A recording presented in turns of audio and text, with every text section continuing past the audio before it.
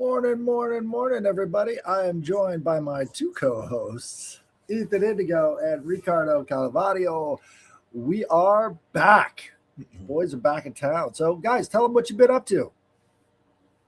Well, Go ahead. I'll go first, and I'll be brief. So we all are looking forward to hear about Ricardo's experiences.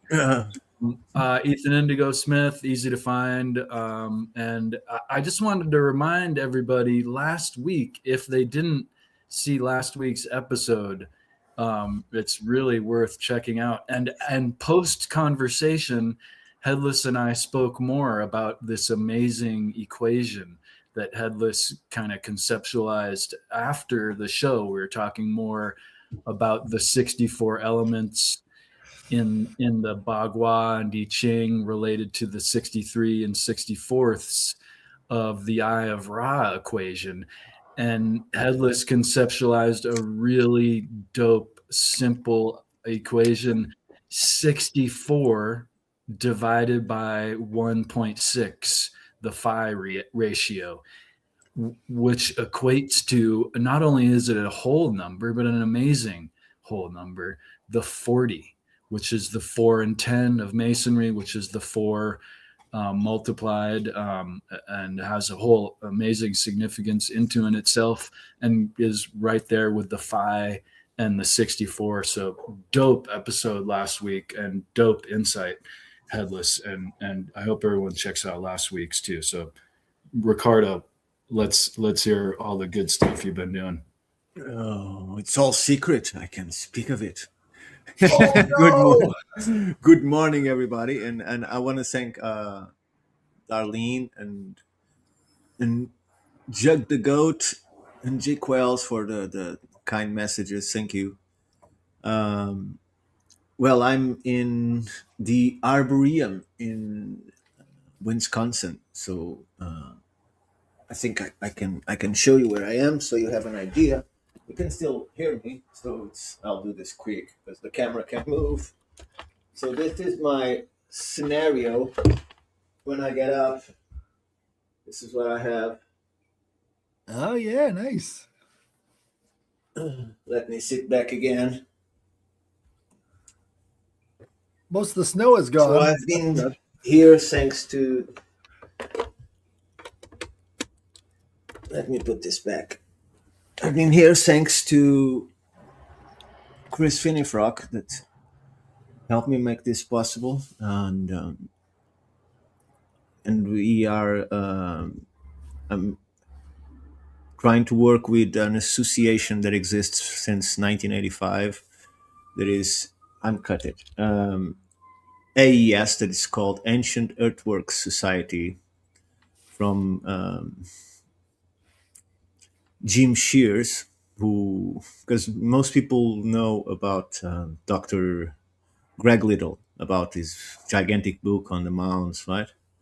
And I'm not trying to put him down. It says an amazing work, but most of it does is research old books and visit sites and describe them. What Jim has done is, through all of these years, is actually surveying these sites and mapping and taking all notes and designing into gigantic maps and creating lots of reports on more than 800 sites, which takes that takes that work to a complete different level. And so we're just trying to see if we can preserve all that material. Some efforts have been done. Some of his maps are already on AGS, the American Geographic Society. But strangely enough, well, not so strange, but unfortunately, they accepted the maps and they are scanning them and putting them on their exposition, but they rejected every single report.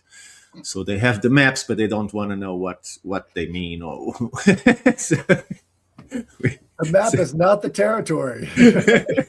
so, but they are a map society. So they are the second only to the Library of Congress. So they are actually gigantic. If you haven't looked at their website, they have a gigantic stock of material. And so I've been here learning and trying to see what can be done to keep this society alive and trying to preserve all of these materials. And I've been visiting, filming, but all of that is for now. It's I'm keeping all that material for the Lost America series that you can find on Patreon. Uh, so looking forward to that could be seen there then. Uh, and that's basically it. So that's what I've been doing in this wonderful place.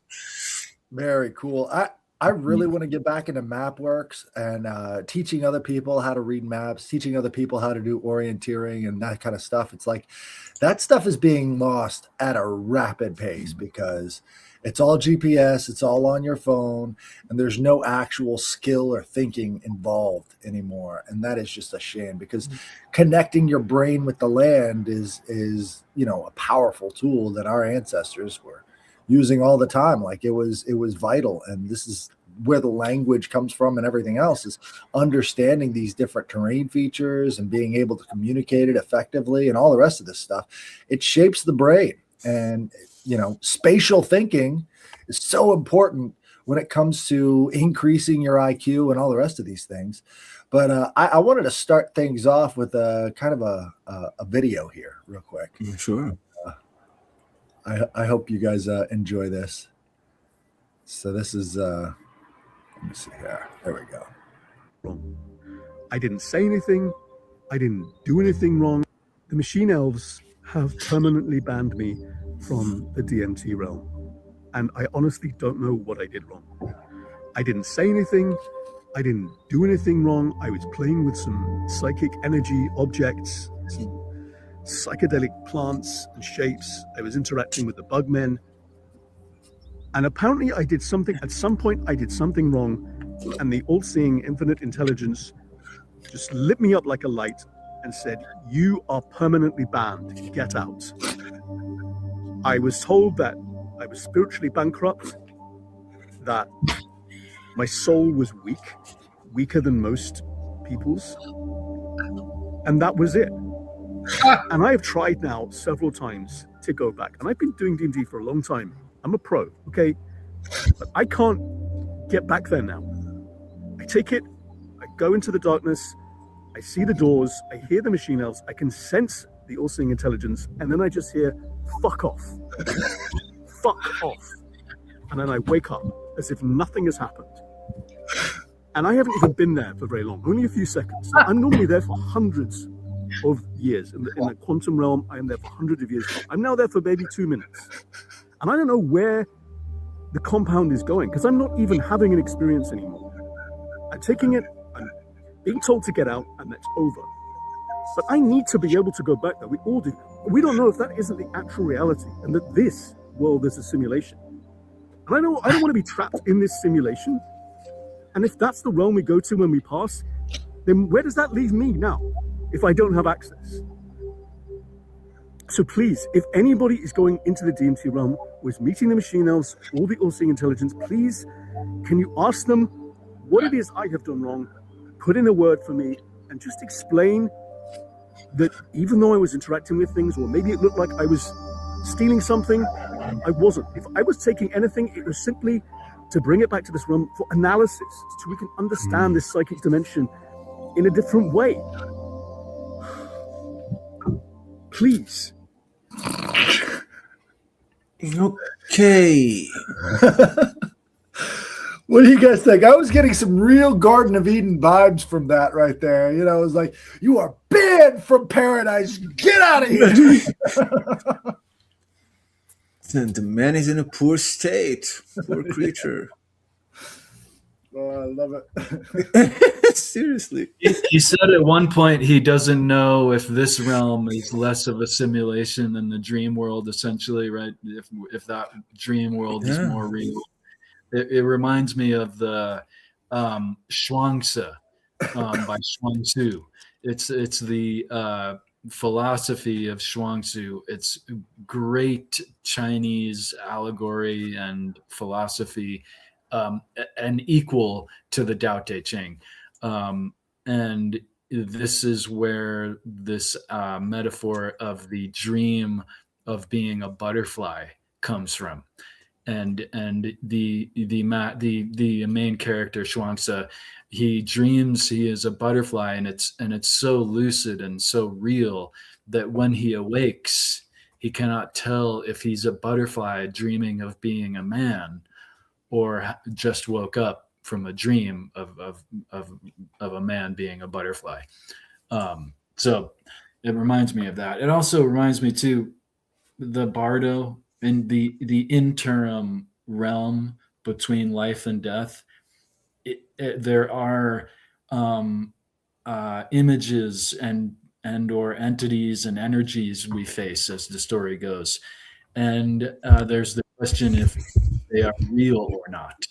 And the answer that the Buddhists have come up with is that they are both real and unreal. They're both outside of the mind and inside the mind.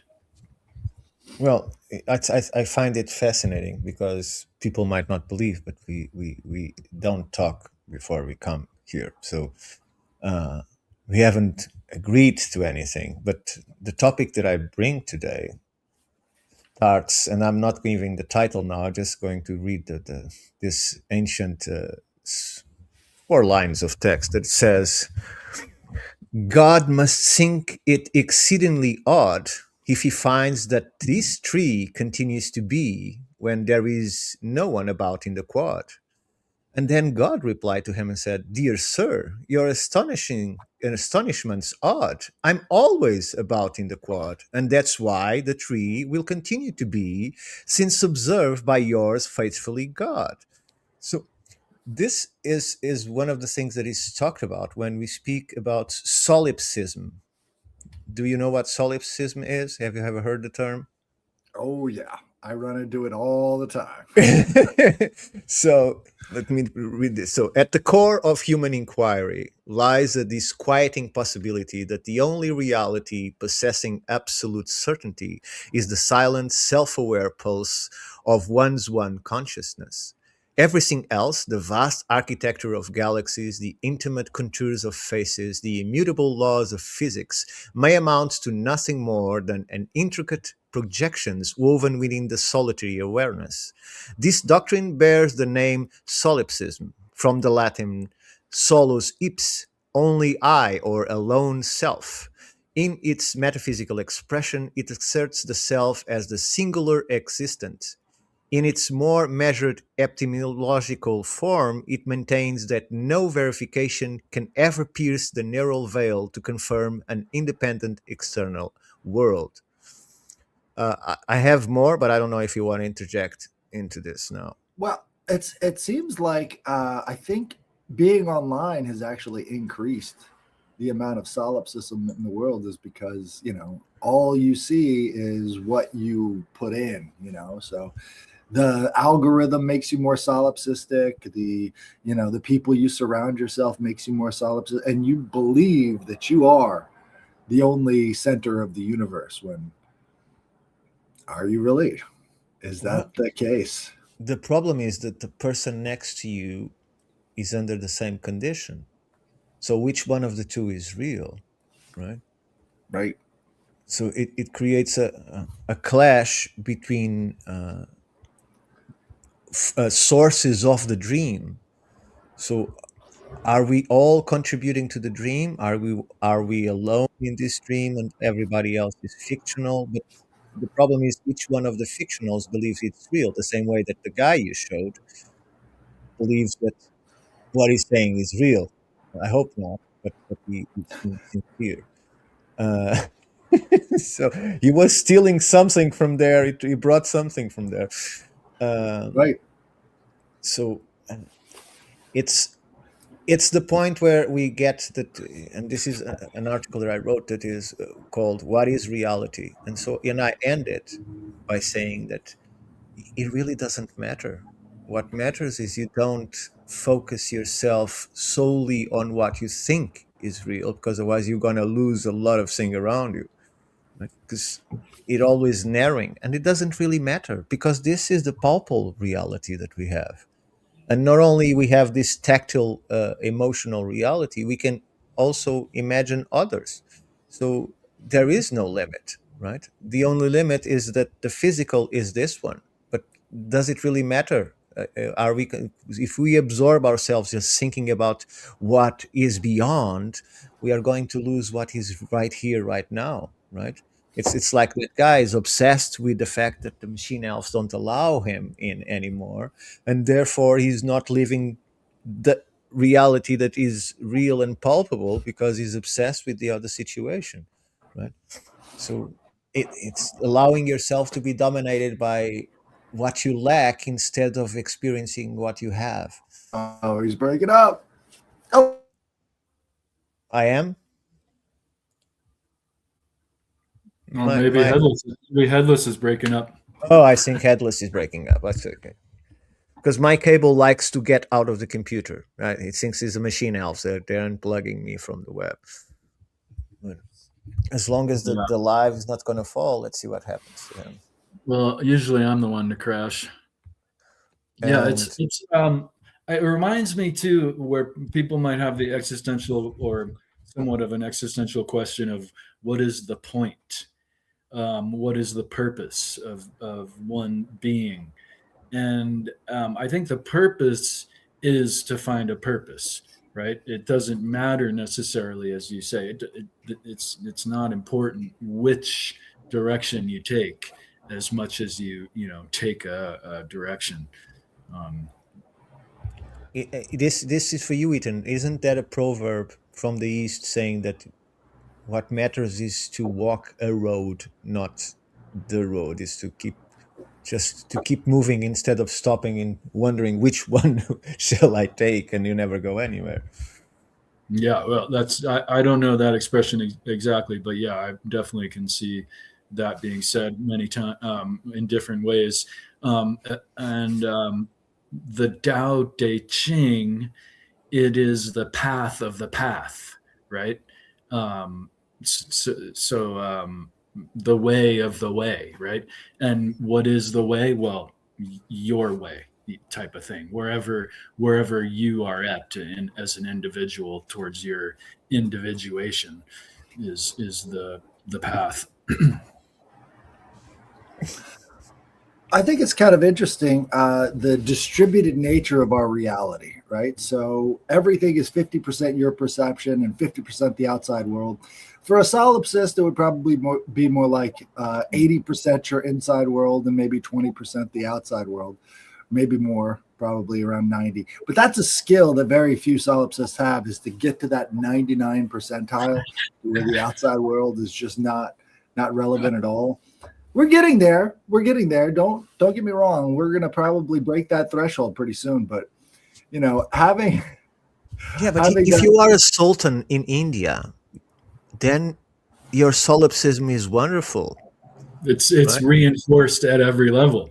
But if you are a poor kid in a terrible war zone or in a famine zone and so on, what does it tell you about the reality that you are creating for yourself, Well, I right? think it gets not suitable for those type of personalities that are dealing with reality in such a coarse situation, that if they are uh, practicing solipsism in their mind, it's not going to work and therefore will be shed. Whereas like someone like Trump, like it's verified at every level, and it becomes something that might work But for their psyche. I heard this from Terence McKenna. There is, if you ask a theologian, right, tell me, can you imagine any concept that would deny the existence of God? And he can't, Sure. right? Like a Freudian could not imagine any idea that denied the concept of Oedipo, right? And so on and so forth, because that's essential for their own convictions. That's essential for their own belief system. That's essential for their own solipsism, right? Even if they are not solipsists, right? And so somehow we all fall into some of this. categories because there is always something that we can't imagine the solution to, right? And when you talk about those people, special peoples in power, right, they have a broader understanding of what is possible and very little of what is impossible because of that position of power. So it makes this concept of reality and of simulation and of solipsism very uneven, unjust, and unbalanced, which I think in principle rejects the theory itself. Right?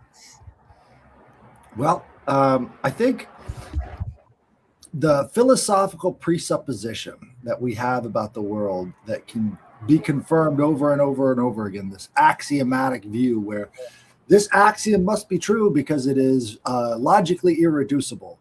It brings about that sort of solipsistic existence where your presupposition can never be questioned, never be tried. And so it puts the cart before the horse. You know, you're no longer looking into observation and everything else. You've sort of reached that philosophical dead end, and then that's what you apply to absolutely everything in the outside world. And that axiomatic view of reality, I think that's sort of what's taken over academia. That's sort of what's taken over politics. Everybody has their own axiom, and that axiom cannot be questioned. It is the presupposition to all of reality, and there is no other question other than to try and confirm that axiomatic position. But, I think we're at a point now where that no longer works to, further one's survival. You have to kind of step outside of the axioms so that you can actually be a better survivor in this sort of, philosophical dead zone that we're sort of living in now. I mean, when's the last time a great philosophical research work has taken place? It seems like all they're interested in is trying to confirm the philosophical view of somebody in the 19th century, maybe 18th century if we're getting technical. And so we just have to keep confirming our biases into the future, kicking that can down the road instead of actually taking a look at maybe new ideas and new concepts that would change that philosophical presupposition. This is real powerful, Headless, because I feel like philosophy on philosophy, if you will, is what's going on, not philosophy in a sense. And it reminds me too of the predominant cultural phenomena right now, where people will have a video on a video, right? In other words, they're making Who does that? Who does that?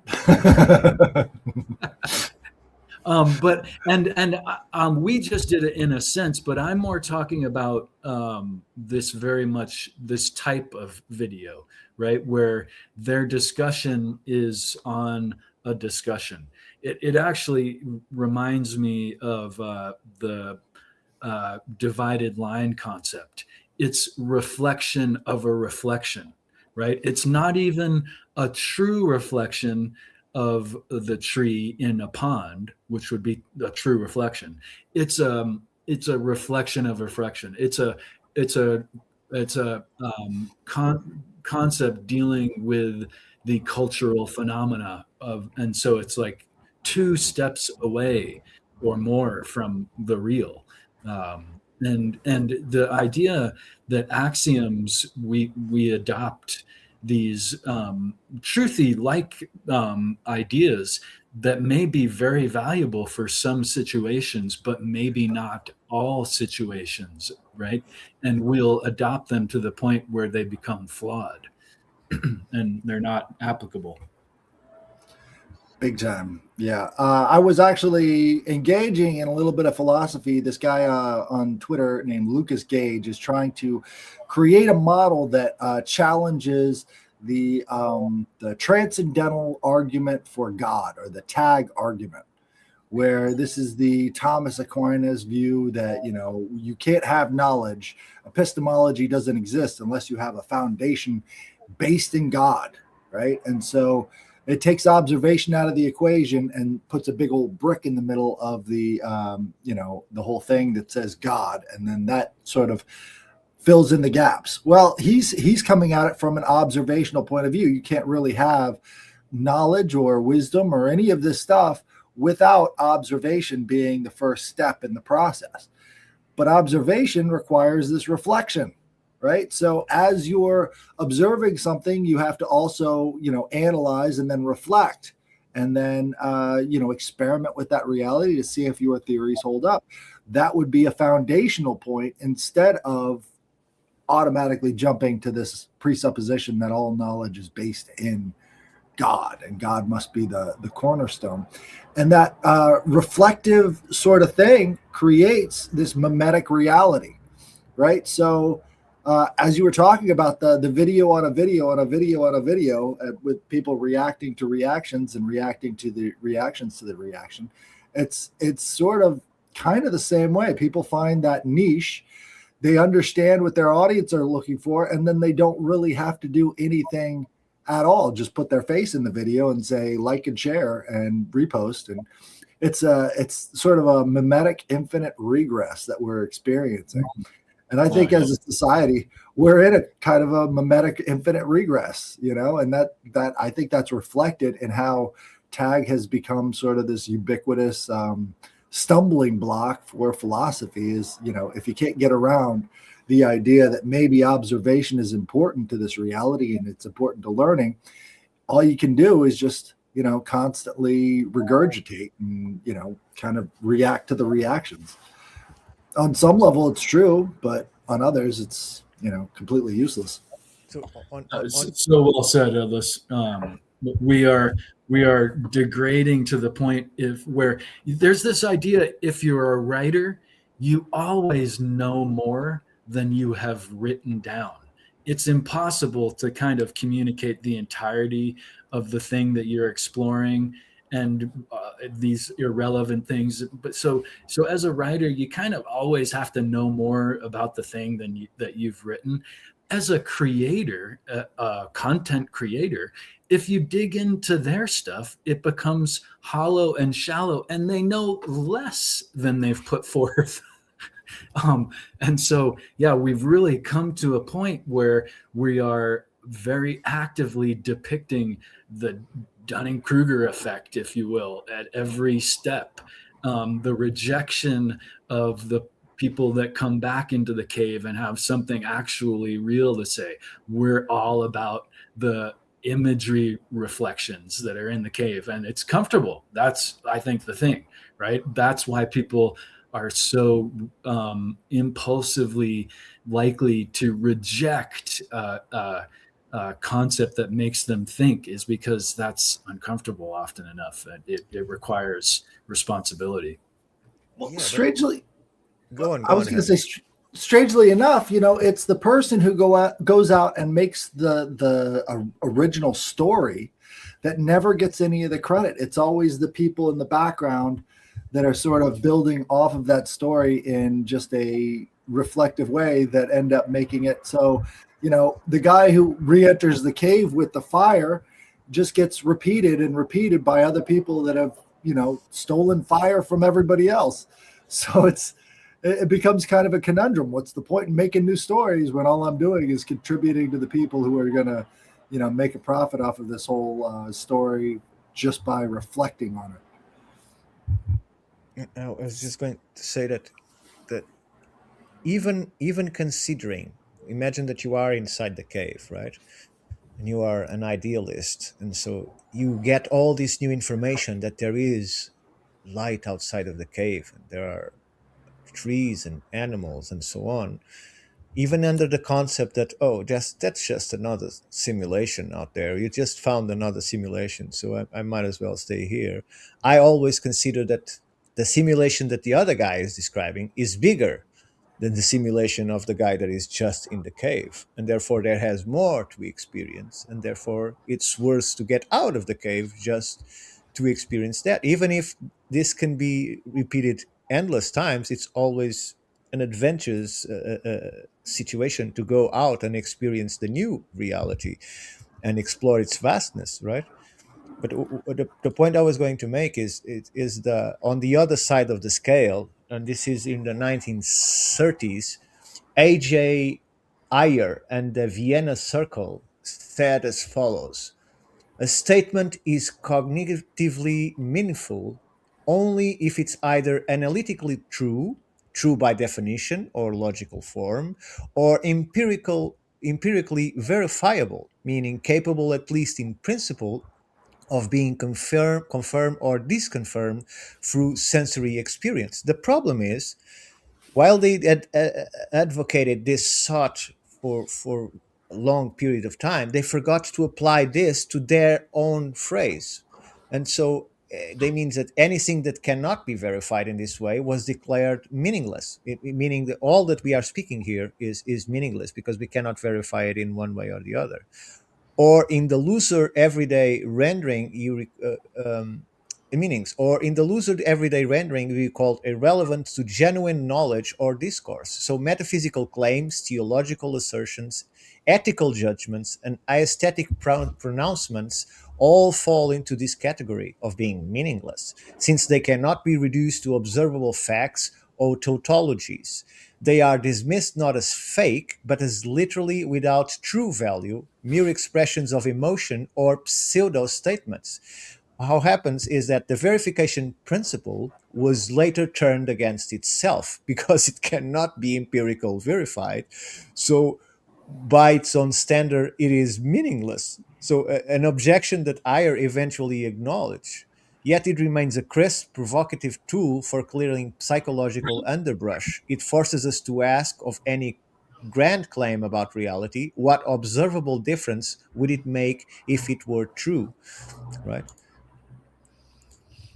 The point is, who goes that far, right? Right. Who has time? Who has time? I think the idea of tribe really does come into it. Like, if you don't have a tribe that appreciates the knowledge you're bringing back, who are you bringing back that knowledge for? If you don't have a group of people that understand and appreciate what you're bringing them, what's the point of having the empirical data? I mean, well, how many of the great Greek classics and other places were rejected at their time, and they are highly regarded now because just by chance some of their manuscripts survived, right? So it's like being an actor and only be recognized after death, right? Like things that have no impact at the time, but then they become a cult thing or they are revived later on. It does give them meaning. It's just very sad for the person that was exposing that at the time. Just didn't go anywhere. It's just a frustration. Right. Well, it brings up the idea of provocateuring. Like, if you become a provocateur, at least you get some sort of reaction. So if you're constantly, threatening and shaking the spear at people, at least somebody's appreciating it through the negative attention that you're getting. Oh, we are in Alex Jones now. Yeah. That's a part of it. So Ethan, you had these images you want to bring up. Yeah, well, let me start with this Julian Assange quote. I just kind of was thinking about as you guys discussed that. Two dangerous runaway processes have taken root in the last decade, with fatal consequences for democracy. Government secrecy has been expanding on a terrific scale. Simultaneously, human privacy has been secretly eradicated. Julian Assange quote. And in regards to the data, I feel like data is intangible and elusive. And even when, it's remarked on how qualitative or quantitative the data might be, if you don't have the mindset to use it, it doesn't mean much. And so that's why I think a lot of people don't look for true valuable information. And hey, Andrea, and a lot of people will, look for data more in terms of seeking to use it for their selfish gains. right? So data is not considered valuable information. It's considered a way to use people. And I think this Orwell quote kind of hits on it too, right? Where we're not having critical thought on a lot of things. We'll adopt an axiom and roll with it as if it's unquestionable truth. So here is another. Let's see. How do I? Can I move to the next picture? Sure. Let me do that for you. Here is some notable axioms from 1984. And recently I was looking into some Plato concepts, and there is the idea from out of Plato that there is Agrapha, Dogmata, unsaid teachings, secretive teachings, if you will, but mainly in correspondence with an unsaid lesson, and these were said to be spoken among among Plato's students, and were taught by word. But I think also we could put this idea into read between the lines, right? Where things are not necessarily written down, but they are there if you know the broader, bigger picture view, or have an idea of where they're coming from and where they're going. So in 1984, there's these silly slogans: war is peace, freedom is slavery, and ignorance is strength. And we can see, of course, that these are ridiculous, useless, and are basically dogmatic manure, right? But I think a big problem today is the misunderstanding or total lack of understanding of the difference between institutions and individuals. And further, we don't look at individuated people. We look at people that kind of lack morality instead of the individuated folks. So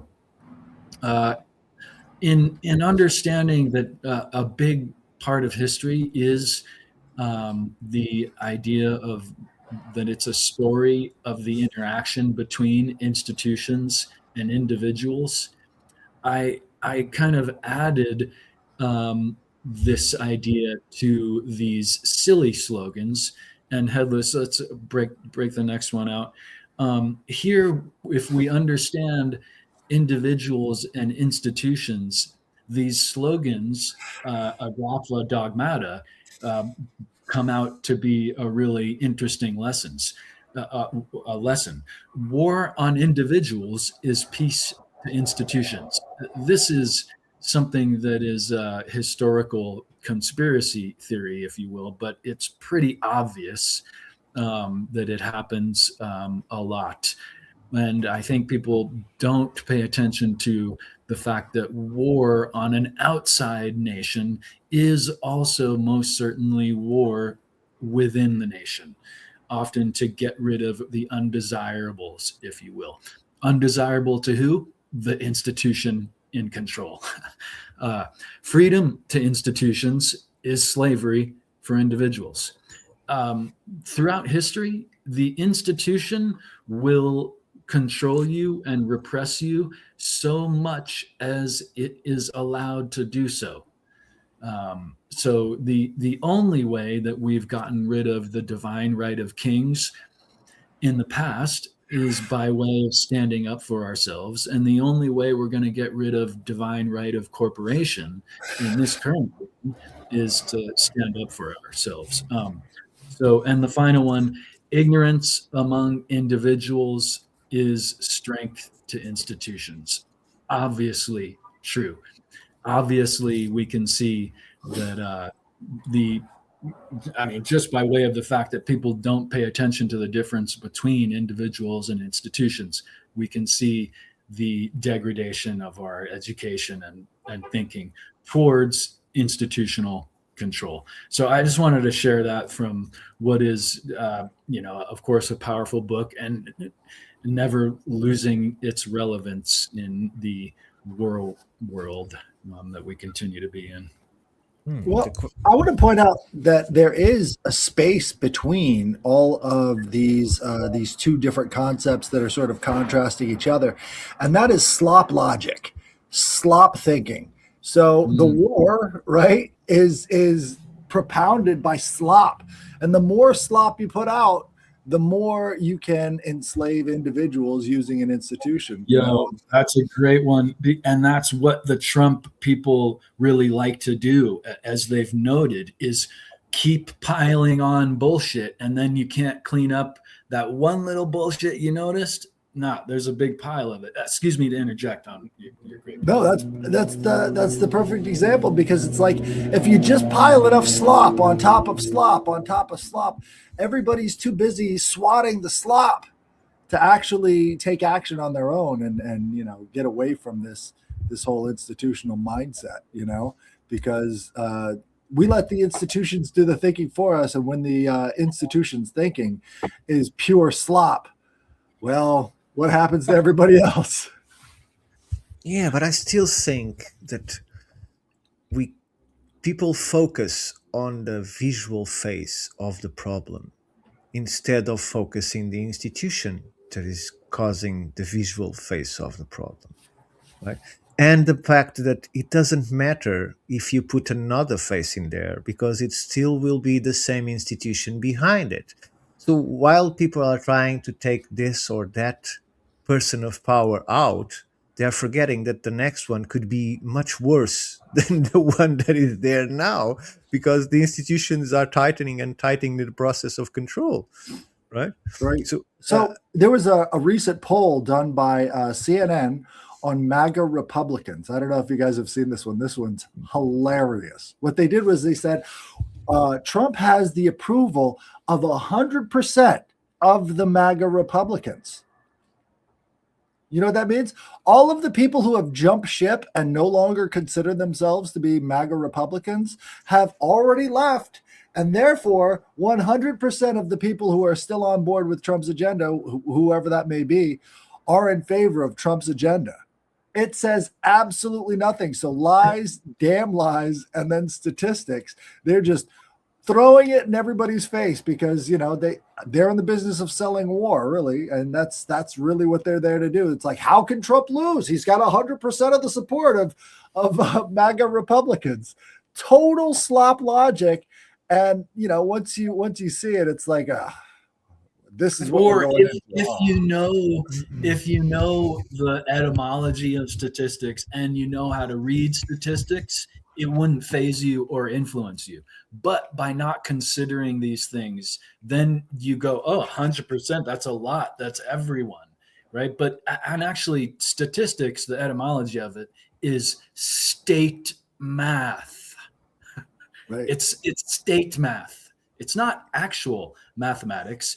It's the government controlling mathematics. And if you know how to read statistics and know that there's different ways that they formulate the numbers, then you can understand. But if not, you're very much influenced. Yeah, very vulnerable. But statistics are produced by the person that pays to do them. Right. And so you have the statistics that support the system in power, and you have the statistics of those that don't support the system in power. And they give different reports because each one pulls the stick to their side. Right. So it's something that it's not real. You can't judge an ant city by studying 10 ants and saying that everybody follows that process. Right? You can't call 1,000 people in a country that has 300 million and consider that you have a sample of what everybody thinks just because you spoke to 100 or 1,000 people. Who knows what those 1,000 people were, what side they were. because that doesn't count for the statistics, right? If you are doing a statistic and you call and you get you are looking for people in favor or against Trump, right? You identify that in the beginning of the process, but that is removed from the conclusion and you can choose to follow the statistics of those that are against or those that are in favor, and therefore you can manipulate the statistic any way you can because it suffers from the draw effect. You only show what you want to show, so it's completely irrelevant. It's like smoke screens, really, right? And I wonder in this case if was it Wolf Blitzer? I wonder if he wasn't remarking on the idea that wow, 100% of the president's supporters agree with him. Like they don't even support him and disagree, to where like that's kind of how it goes usually, right? So I think he might have been even remarking on, wow, these people, they all follow whatever he says. The people who I might be wrong, but isn't that an oxymoron? Well, I mean, it 100% that people that agree with him. That's basically what they're saying. Yes and no, but what I'm saying is that there's a lot of people who might have a politician they support and they disagree with something that they did and still support him. That's a very commonplace idea. If you're not a bootlicker, that happens all the time. I feel like if you're such in a sycophancy mode, that's the only way you support them 100%. Like, wait, you don't support him and disagree? Not one of you? Okay. All right. Well, it's so easy to be on the opposition. I think it's real easy to pick apart these statistics, but I think it becomes a harder thing when you realize this is just elder abuse. Everything on the mainstream television right now is elder abuse. That's sad. What we're living in. Yo, this is becoming sad, and it's remarkable the way we're kind of feeding into. It's like the emperor has no age, right? What emperor has no clothes? Like, no, the emperor, he's not old. It's really, really becoming. Well, that was the previous president. Well, it's still happening. I'm saying. Right. I mean, it's happening more obtusely now because the previous president was at least in his Oval Office with nobody. This guy is going out every day, and we get to see it. What I think we're seeing is a reflective meme, right? So we've got the idea of this aged, decrepit president being our guy, and then now we've got this aged, decrepit population that are supporting Trump, where everybody else is like, well, are you guys nuts? What is wrong with you?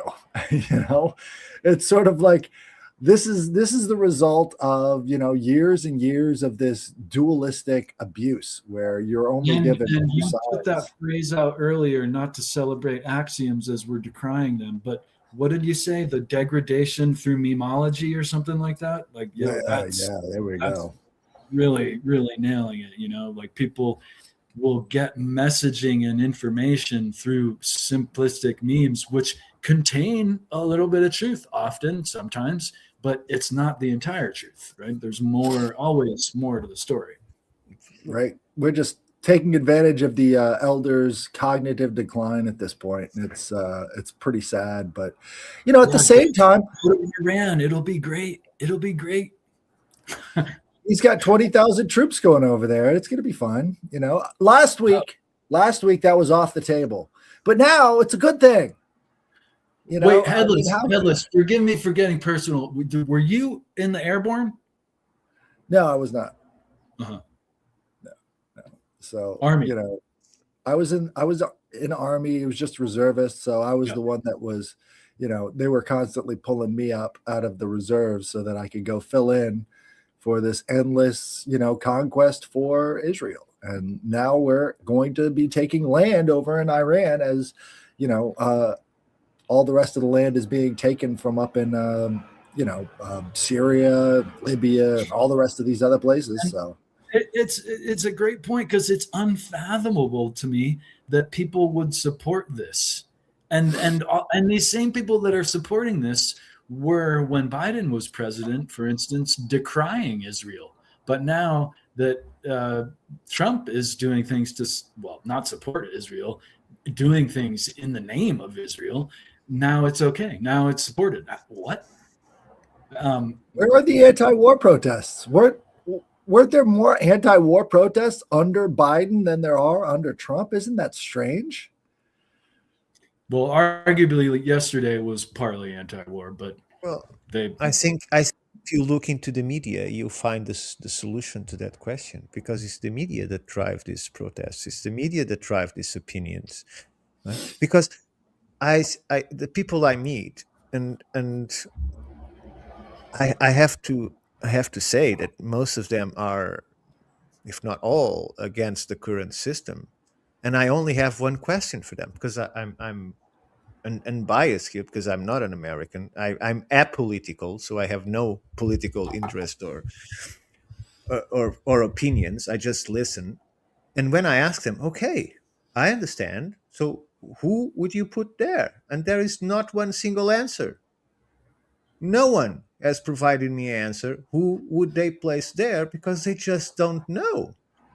Right. Right. So it's easy to just put the guy that is there down, but if you're not presenting a solution, then might as well shut up, because you're not providing anything new to the equation. If these people were against and said, okay, because this is the person we want there, and raise a movement and start giving that person some at least some power of the public, I would understand it. But all I see is revolted people, disgusted people, with no solution to the problem that they are criticizing. And the fact is, no matter who is that they put in there, that person will be subjected to the same pressures, to the same system. Does it really matter? Are the presidents, can we define a president by what he did, or by what the global system needed him to do during the time that he was in office? That's why things are different from president to president, because these genders change. Now you might have the military complex trying to make a buck, right? But for me, that I'm outsider, I remember Trump as being the only president in decades that didn't declare war to no one. And he wasn't celebrated in America for that. And now he's being criticized because he declared war into a country, right? Celebrated by the media. So celebrated in the sense that he celebrated and criticized at the same time, right? But I never Right. saw people commenting, "Oh, this guy managed to stay in office and didn't declare war to anyone." Go look at every single president behind him; they all declared war to someone. Right. Well, I think this actually brings us right back to our original point that Howard just so succinctly, like he's in my brain somehow. Howard, I don't know how you got there, but the power to redraw the map is the power to have that cognitive sovereignty. We're living in a world right now where we have no ability to redraw the map. Everything going on in the Middle East is all about redrawing the map. All of these things are about redrawing the map, and we can't do it because we're so infected with this slop, right? We have to redraw the map for ourselves. We have to have the ability to understand what all of these symbols are meaning and what direction we should be going. And unless we have the ability to redraw the maps for ourselves and our cognitive, freedom, we're just going to be stuck in slop world. So at this point, it really comes down to who gets the crayon, who gets the big red or blue crayon. And it starts with us. Where do we draw the line? Where do we say no more? And instead of being constantly reactive, we need to actually say, this is my limit. You're not going to take me any further. And a lot of people aren't even in that position anymore because they feel so powerless. But when it comes down to it, we have the ability to redraw the maps for ourselves. And it's not anybody else, feeding us slop that can do it for us. And being reactive to it is not helping anybody. Sure. So, but imagine this scenario. Sorry, Ethan. Imagine this scenario, okay? Let's eliminate all the media, access to all the media. Let's eliminate access to all Congress speeches, presentations that are of political nature, right? And let's have people decide by themselves. Do you think the conclusions would be the same? Because what you're saying is correct. If people united themselves, they would have complete power over the system, because the system cannot work without the people, right? So if the police start doing their job, if the trashmen stop doing their job, if the military stop doing their job, and so on and so forth, everything stops, right? If the guys that work in the bank to click at the button decided to stop, everything stops. The problem is every channel has a different idea. Every person has a favorite. Every person, because they heard here or there.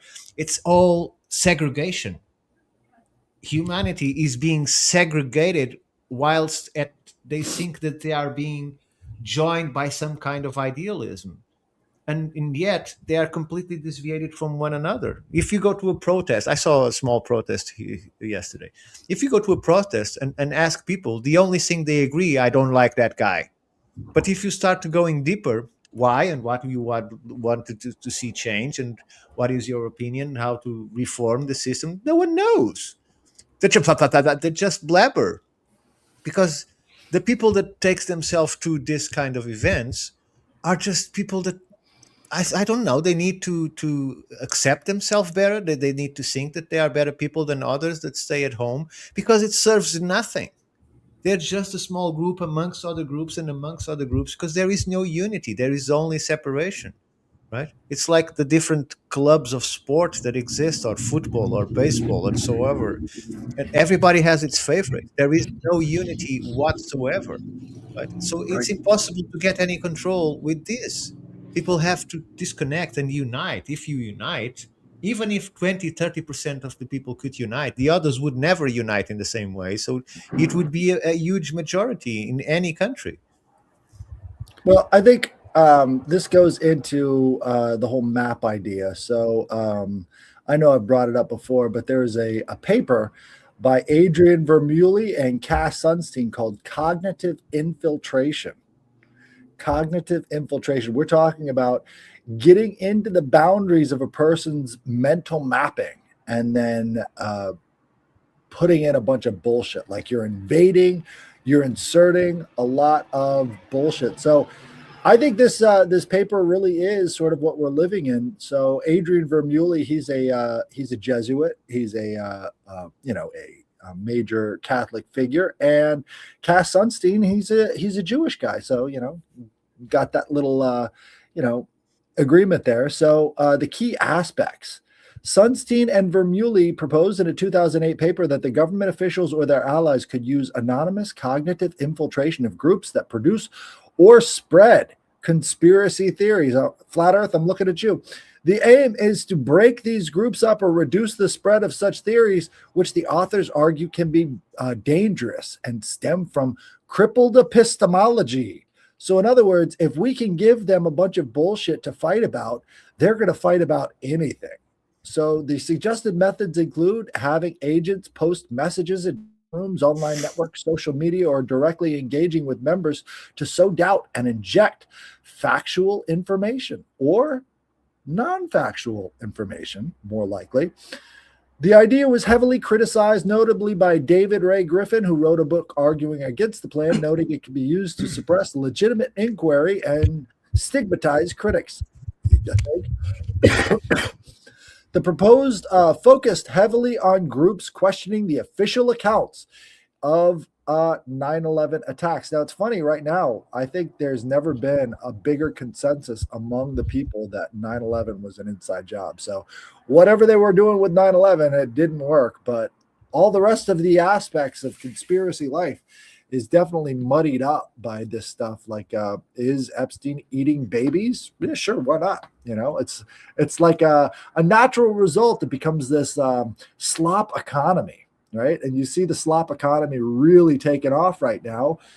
None of this stuff has any factual basis. They don't even bother to give you factual basis. It's all just reactivity. And in terms of cognitive infiltration, the best way to accomplish it is through reactivity. So you invade the borders with something sloptastic, and that sloptastic gets all the attention. And now people are utterly turned off by the very idea of any of this stuff. and can't make those boundaries for themselves. Instead of, putting up the boundaries to institutions, they're now busy swatting slop from other people who are, trying to get the views. You have to take in consideration the fact that I come from a country that is smaller than some of the lakes that are in the America, right? So it's easy for me to have a better picture because the scenario is smaller. I don't have such a gigantic theater.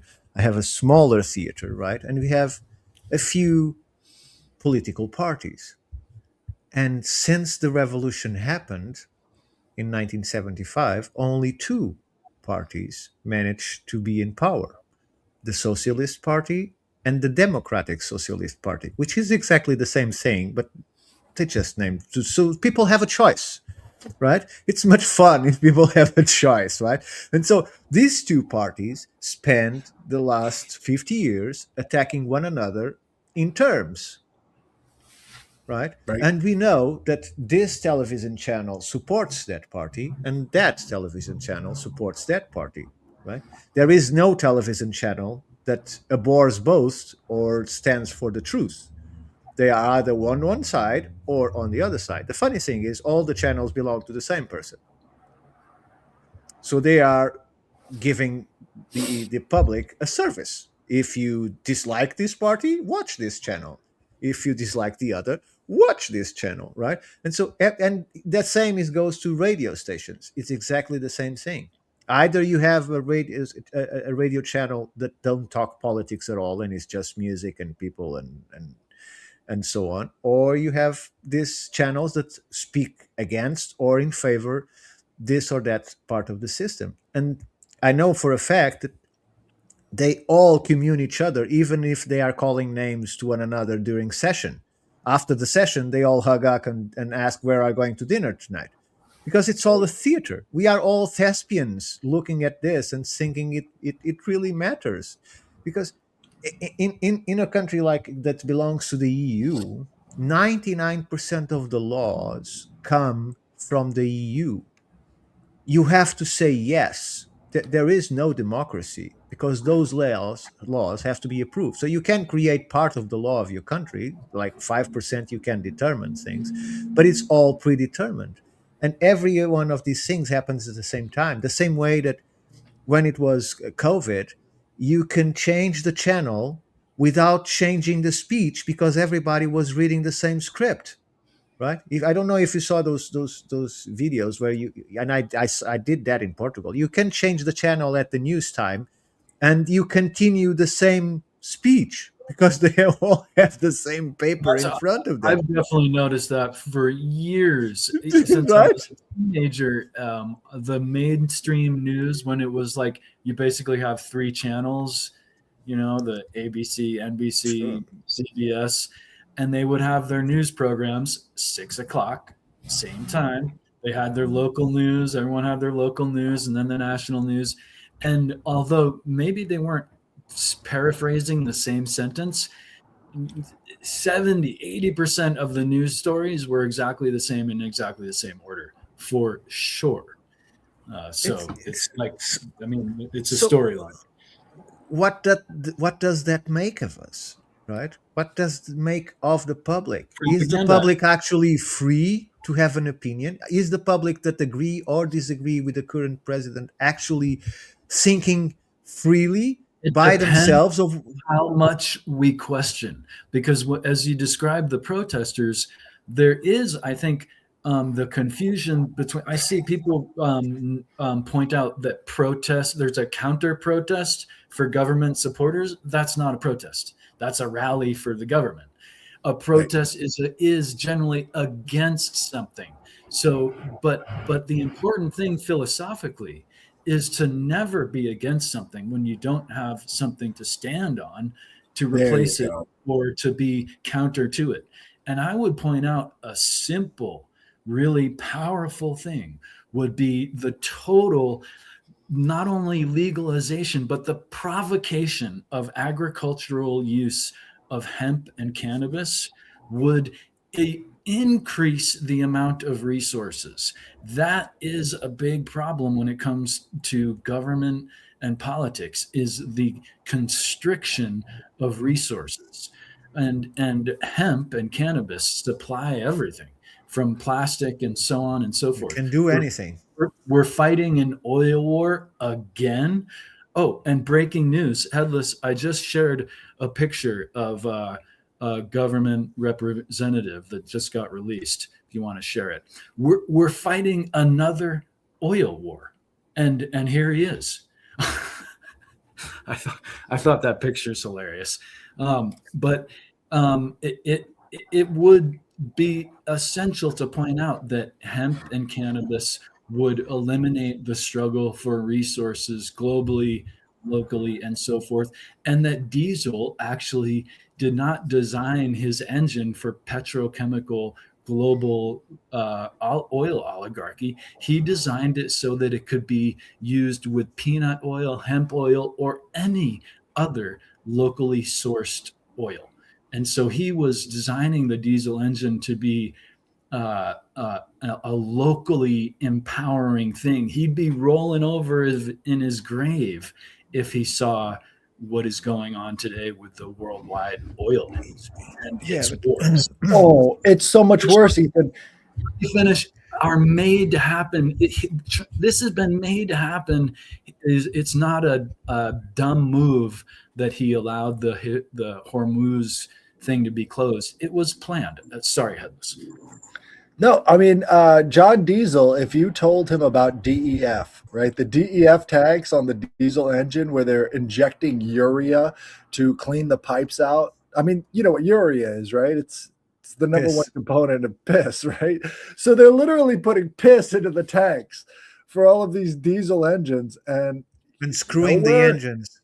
Right. Nowhere do you find anything about, piss when you're talking about John Diesel and his localization efforts. But now you've got to fill your tanks with piss as well as oil from Saudi Arabia. It's just totally ridiculous. Totally and bug out on this. How did Diesel die?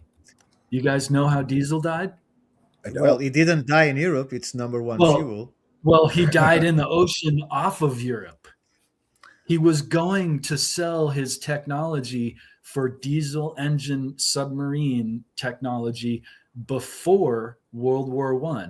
He was an Austrian or was type of thing, but was not in support of the then German Austrian government before World War I, was on his way across Dresden or whatever, the English Channel, and died at sea, disappeared from the boat he was on going to England to share his submarine technology, diesel engines, and was later found by a fisherman.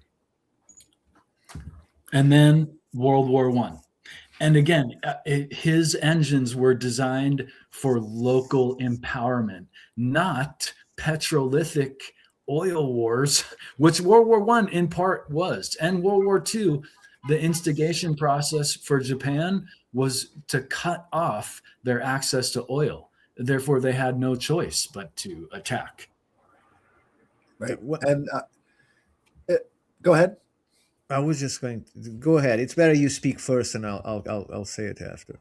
I was going to say it all comes down to energy, and energy is about the values we have, right? So energy is, when we don't attach value to energy, we end up with, sort of this reactivity model. So I was going to bring this up real quick. Standing on principles versus reactivity, right? So a principle means making decisions based off of core values. What you would find is that most people would agree on their core values, but they're just too reactive to the things they don't like to actually stand on those core values, right? That's the problem. Emotional responses to external events, endless cycles of criticism instead of actually having the core principles to stand on. You are not going to be able to maintain your cognitive borders if you don't stand on principle instead of reactivity. You're going to be constantly moving to the next form of criticism instead of actually having the core values to stand on, and people aren't there to stop and think about what those core values if they're constantly in the cycles of criticism. So proactive over reactive. What a powerful personal and political concept. Thank you, Headless, for sharing that. Absolutely. So, when it comes to energy, what do we value with the energy? It has to be self-produced. It has to be maintained and distributed from a local level so that we're not constantly in the service of some other corporation that's shipping it in or shipping it out or doing whatever internationally with it. It has to be done on a local level. Unfortunately, everybody understands this, but they don't have the foundation to stand on. So in a lot of ways, I think this reactive model is what brings us back to all of these dependencies.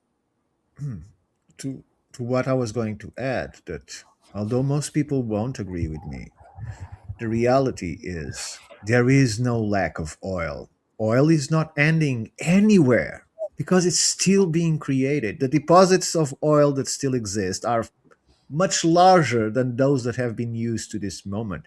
The idea that the oil is running out, it only serves the very oil industry itself, because it allows them to raise prices for lack of existence of the product. Oh, it's getting harder. It's all a lie. The vast amounts of underground seas of oil are enormous, are beyond what even they can calculate. There is no lack of oil. So what I we would can do. definitely not argue that. I would just say even more to snipe their industry is that we could grow it. That's all I mean to say. Exactly. But if you can, one thing is choice, and what they're doing is removing that choice. Because if people had the choice of several types of ways of generating the fuel that you need to power our cars, right? People would be able to choose if they want seed, if they want hemp, if they want oil, and so on and so forth, to create their own petrol, right? But you don't. In fact, in here, I was surprised that in a first world country as it is the United States, you have 87 to 87 to what, to 91, I think that's what is in the pumps in here, or 87 to 94. What is that? What kind of fuel is that with ethanol in it? We don't have that in Europe. We have 95, 98, and 100, and 100 is only for the rich people, right? They You don't make have 100. We yes, don't even have 100 here. you don't even have 95 or 98, right? I don't know how these cars are moving because this fuel is so poor, right? If you got an American car and put fuel from Europe, you'll gain immediately like 15, 20 horsepower because the fuel is so weak, right? It's fascinating to me that how the country that supposedly has the oil and has a very good relation on importing that oil is giving to the population such weak fuel, right? Which puts more demands on the cars, right? And headless. And I'm not trying to get technical here, but the fact that they put urea, which it's called blue something, AdBlue. In Europe, it's called AdBlue, okay, because the liquid is blue. The fact that we are using that on new cars clogs the goddamn catalyzers that they put on the cars, which means that every 30,000 kilometers, right, which is about 17,000 miles, you have to expend the equivalent of 2 to 3,000 euros replacing the catalytic converters, because the car loses complete power because the gases can't get out, right? So this doesn't benefit anyone but the people that are making money from it. The institutions, and I would bet there's a reason that we have such low octane is because it's less expensive to refine, so they don't care. Sure. And they put 10-15% of ethanol in there that destroys Who it's cares? the engine from the inside. But who cares? It's America. Make They'll money. buy another one. so, The so- institution leniency is so broad within the corporate scheme and is obtuse when there's ever a police officer involved and there's a business and an individual. they 99% of the time are going to just automatically lean towards the institution. But Probably, usually they're right in doing so, but I'm just saying the deference is everywhere. But then comes the freedom of the people that realizes the problem and go to a mechanic and says, I'm not going to pay that to buy new pieces for in a year. I have to do it again. Just take that goddamn off. Take it off. Take the catalyzers off. Make a straight pipe into it. Make a pipe go through the catalytic converter so that when I go to the inspection that the car has to be done, no one noticed that it's not working. Just eliminate the deposit for the AdBlue. Cut that thing off my car because I don't want the car to be limited. I don't want it to be spending more fuel, and I don't want to spend 3,000 to 4,000 euros every year replacing pieces that they added and do nothing but clog the car, right? But when people started doing that, then came the law and says it's expressly forbidden to take the catalytic converters or remove the AdBlue systems from the cars. Why? Because of global warming, something that doesn't exist, right? So all of this is connected from system to system to system, and they are empowering one another in case of one starts to fall down, right? And we are still looking to the head of the state, be it in Portugal, in America, or any other country. We just look to that guy when that guy is just receiving the memos. He's receiving the memos, right? Let me ask everybody, and you specifically, if there's no global warming, is there global pollution? Yes, I agree. Yeah. And there is climate change. On a CO2 level, I don't think so. Because no, on CO2, that's complete garbage.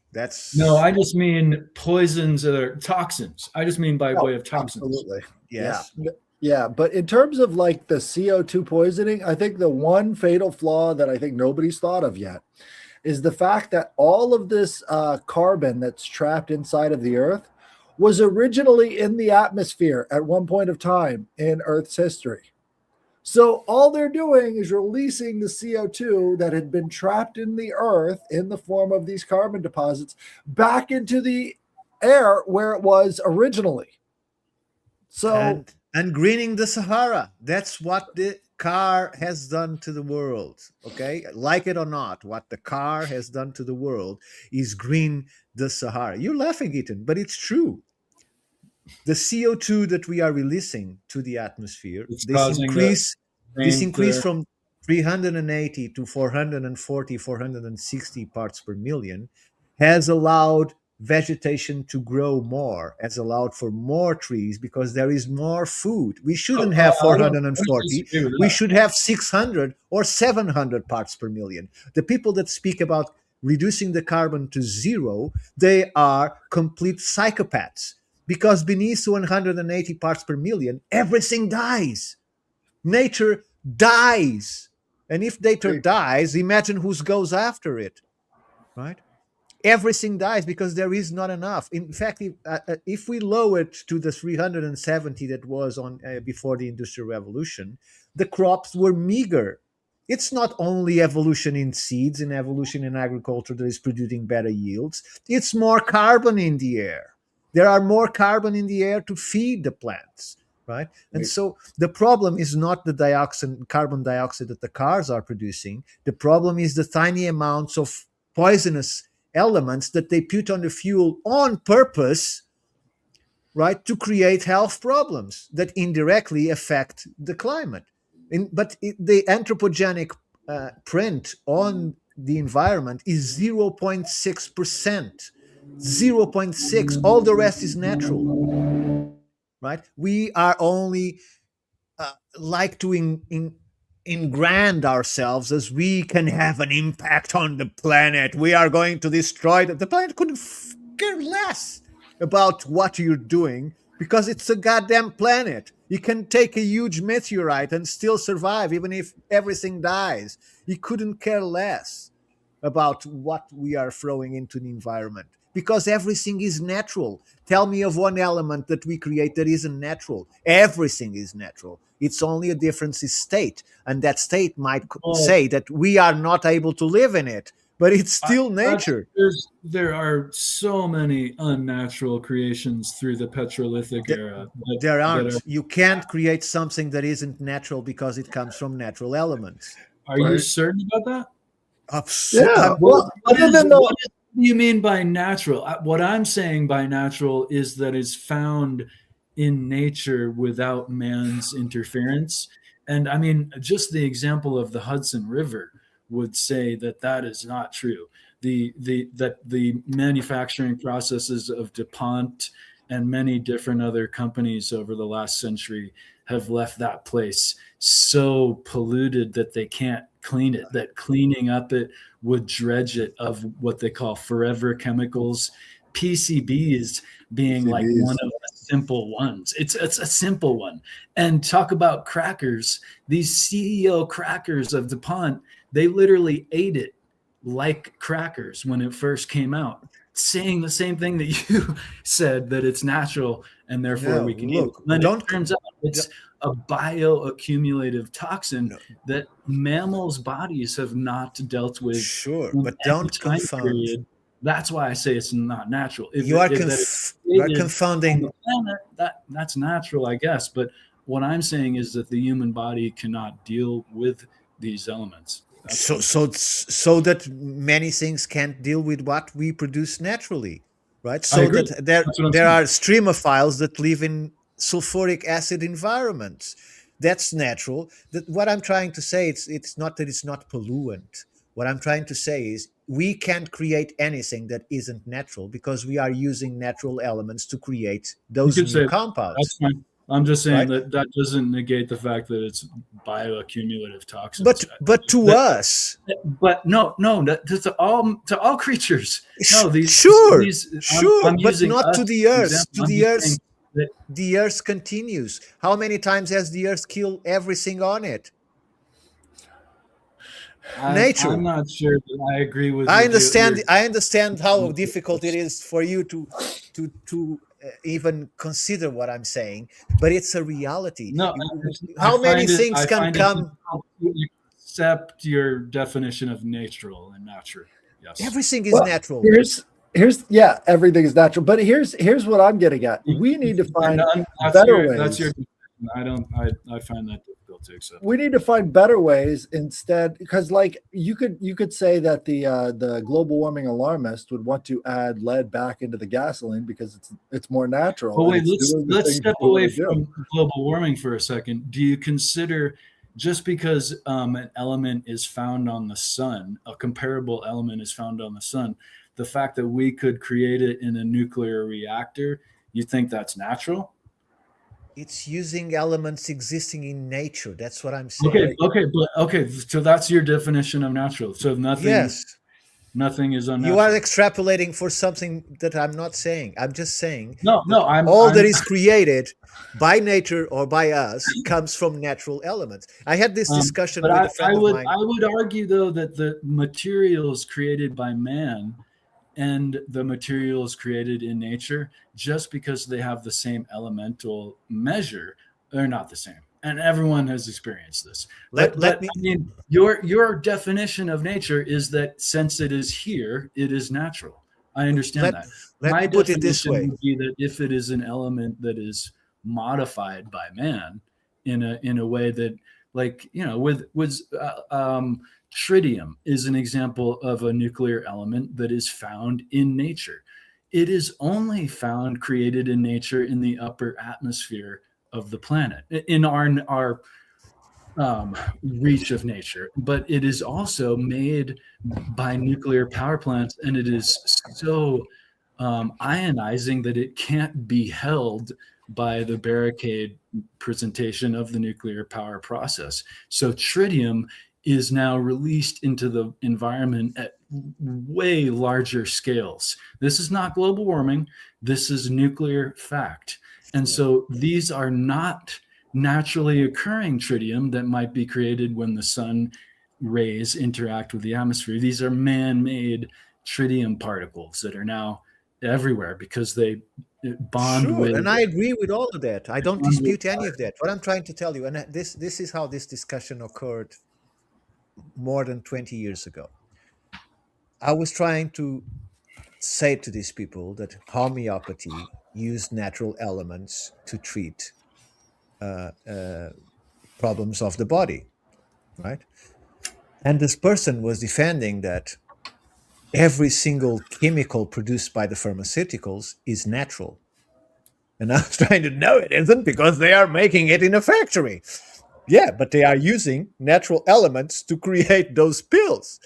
So those pills might not be found in that composition in nature, but they use natural elements to compose those chemical pills or substances that you are taking. So all that I'm saying is even things that we don't know we can create that might come from a meteorite with new alloys, new components, new biological terms, new bacteria, we can't create anything that doesn't come from natural elements. And if we can combine them, then nature can combine them. We've just been very lucky not to be born in Venus, where we had sulfuric rain falling down the earth, and it's still a natural environment. Is it good for humans or for life? No, but it's still natural, and it's still how it is, right? So let me take us back to synthesis. It's the dose that makes the poison.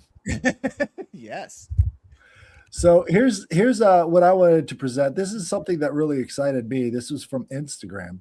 This guy is making air batteries using graphite and activated charcoal and wool, right? So let me bring this up here.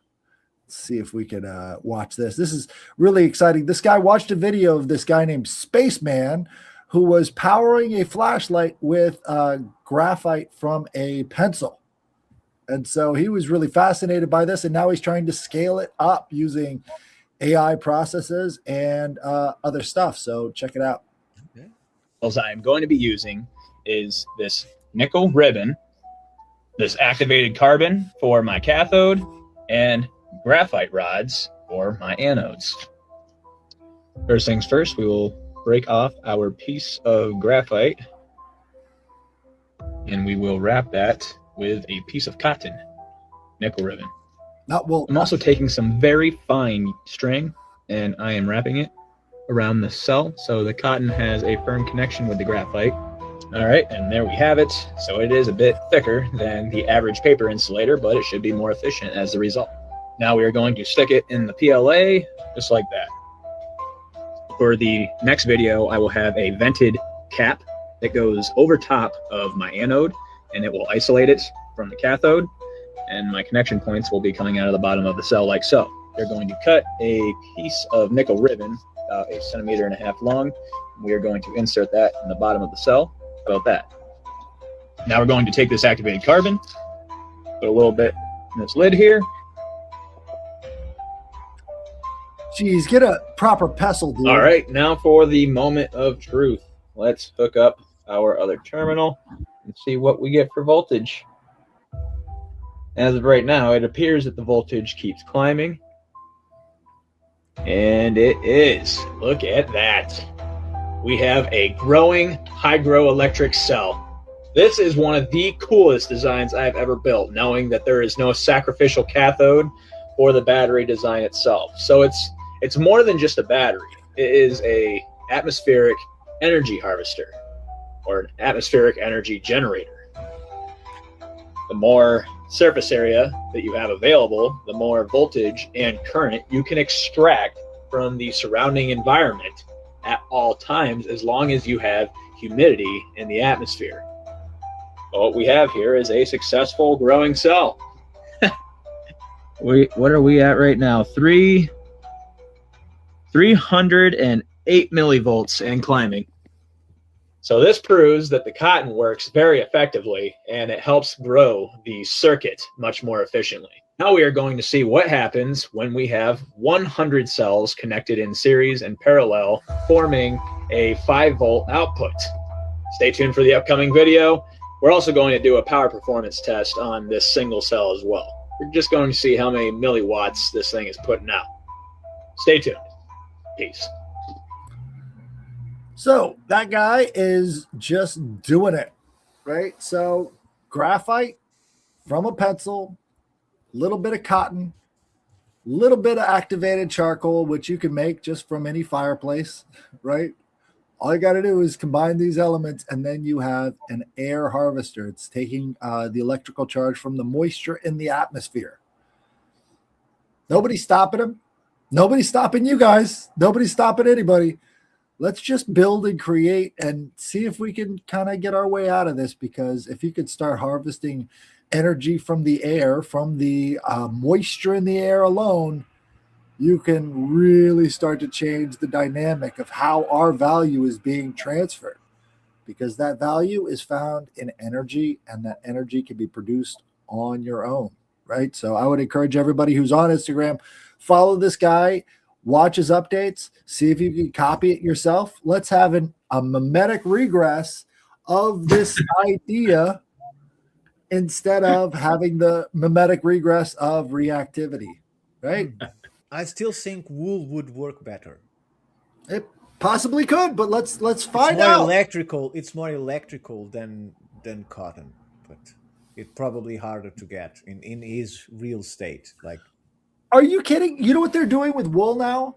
They're using it to put into the ground. These sheep farmers are now, they can't sell it anymore. It's all synthetic fabrics. So they're taking the wool from these sheep and they're actually burying putting it into the ground. They're burying it. Yeah. You can't sell That's their what's wool. happening with wool. No, they can't it's- even sell it. It's Why? more expensive. It's more expensive to pay a guy to take the wool than to what you make by selling it. Sheep sharing is not Yeah. not easy. Yeah. Yeah, Well, that's insane though that they can't sell it.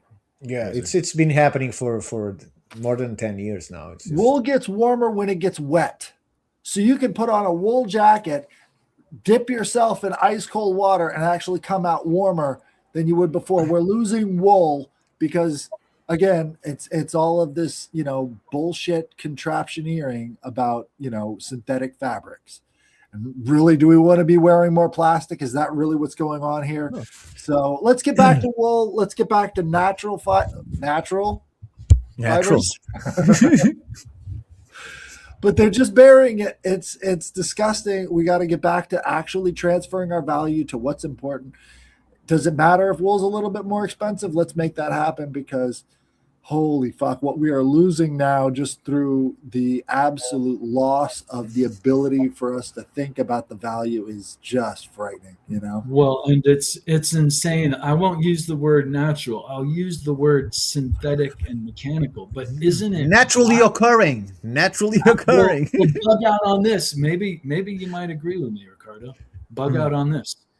The genetic manipulation of organisms and its design to be used with synthetic chemical poison. Not a genetically modified organism we're going to get and it's going to give us more vitamins. This is awesome. No, it's a genetically modified organism designed to be grown with poison of the glyphosate. And actually the hybridization of plants is kind of natural in the sense that they take a father and a mother and they hybridization the same plant with the same plant. They poison one of them, but maybe in the present they do poison one of them. What I'm talking about is just the hybridization of plants for agricultural use may or may not be beneficial, but it is natural. It's taking the same and bringing with it the same. The hybridization of genetically modified organisms takes a crab molecule with a corn molecule and the papoose, and they insert all kinds of different species, not only plants, animalia as well. And it becomes this morphed hybrid that comes together not by parents of the same unit, but different attributes of different animals that are all here in nature together.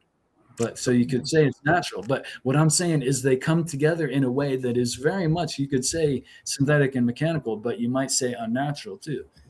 It's basically what they're doing to humans through this process called vaccination and changes in the Possibly, food possibly. and so But on. They are creating genetical changes, right? That well, you can it's say they very aren't natural. They are because occurring naturally by unnatural processes. I don't disagree. I don't disagree. I would say that both of those are worrisome and synthetic to the future offspring of what's been going on. That the human biology has never experienced before, and it's not. Epigenetic scarring. Yes. Epigenetic scarring. Well, the future for genetically modified organisms is worse, they say, than dealing with the consequences of total nuclear war. So we are We what we eat. You we know, now know we now know, right, by a peer review study that we don't regenerate limbs and that cells have a finite number of regenerations that therefore create aging that is not natural. Someone at certain point came into our DNA bases and order the suppression of those functions. Because every time people that jump a finger off or lose a limb, your body immediately activates the system that would recreate that limb. And this is not woo woo. This is academic study. It's just been launched like a month or two ago. We have in our body the system to recreate our limbs and create permanent regeneration of cells. But someone at some point decided to intervene in our DNA and shut those functions out. We now have, at the same time that that function activates in your body, there's something that comes in and says, no, no, no, no, don't do that, and cancel that function, right?